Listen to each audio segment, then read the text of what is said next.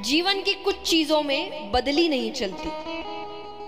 मैं महत्वपूर्ण चीजों की बात करूं, ऐसे तो कई चीजें होंगी उदाहरण स्वरूप, लेकिन कुछ महत्वपूर्ण चीजें हैं जिसमें बदली मतलब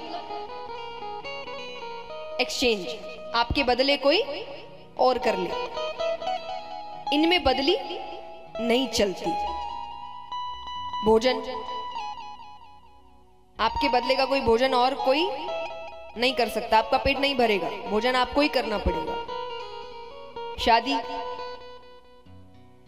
आप नहीं कह सकते अरे मुझे जरूरी काम है, मेरे अच्छे दोस्त हो, फेरे तुम ले लो, कर सकते हैं। मृत्यु, आपके अच्छे से अच्छा मित्र होगा, कह दो अरे मुझे मेरी मीटिंग है, मेरे बदले मर जाओ, कर सकते हैं।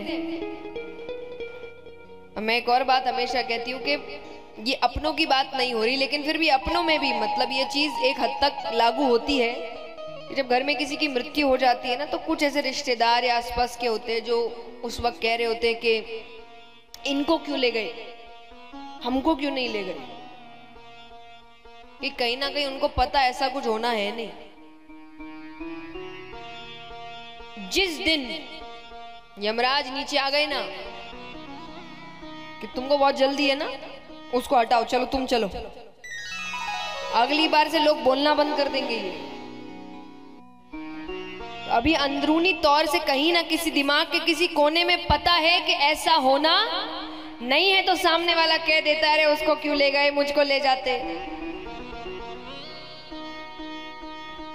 लेकिन ऐसा कोई करता तो मृत्यु में भी बदली, वैसे ही सत्संग में भी बदली नहीं चलती। ये भी आज काफी बातें पुरुष वर्ग की ओर इशारा कर रही होगी, माफ करना, ये बिल्कुल भी सोची समझी साजिश नहीं है,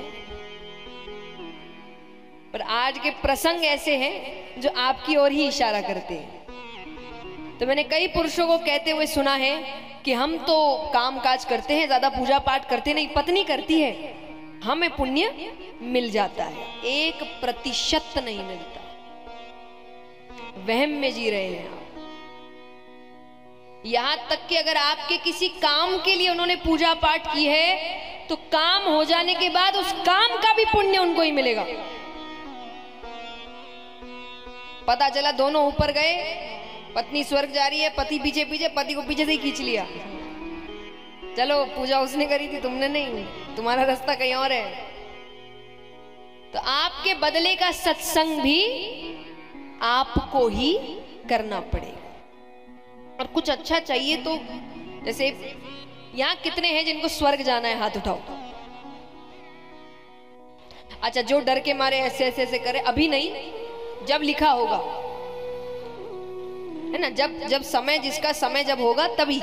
स्वर्ग या नरक दो जगह है, भगवान के धाम तो बिरले ही जाते हैं, देखिए वो बात अलग है, वो तो किस्मत हो गई तो ठीक है, लेकिन ऐसे साधारण तो जगह दो ही है, या तो स्वर्ग या नरक। तो कौन कौन स्वर्ग जाना चाहते हैं, हाथ उठाओ। तो मरना तो पड़ेगा,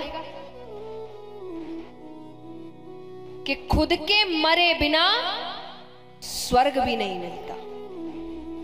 तो जिसको स्वर्ग भी चाहिए उसके लिए पहले मरना पड़ेगा, यानी कुछ भी अच्छा चाहिए उसके लिए कार्य करना पड़ेगा। तो भगवान यहां सत्संग की मर्यादा समझा रहे हैं। तब प्रहलाद जी कहते हैं, तो फिर प्रभु कृपा करिए,